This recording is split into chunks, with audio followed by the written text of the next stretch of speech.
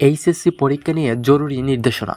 সারা দেশে একযোগে বৃহস্পতিবার ২৬ জুন শুরু হচ্ছে উচ্চ মাধ্যমিক ও সমমান পরীক্ষা। শান্তিপূর্ণ ও নকলমুক্ত পরিবেশে পরীক্ষা গ্রহণ নিশ্চিত করতে একাধিক গুরুত্বপূর্ণ সিদ্ধান্ত নেওয়া হচ্ছে। পরীক্ষা কেন্দ্রে ২০০ গজের মধ্যে শিক্ষক, শিক্ষার্থী ও কেন্দ্রে সংশ্লিষ্ট কর্মচারীদের জন্য মোবাইল ফোন সহ যে কোনো ধরনের ইলেকট্রনিক ডিভাইস ব্যবহার সম্পূর্ণ নিষেধ করা হয়েছে। একই সঙ্গে ১৫ আগস্ট সব ধরনের কোচিং সেন্টার বন্ধ রাখার নির্দেশ দিয়েছে।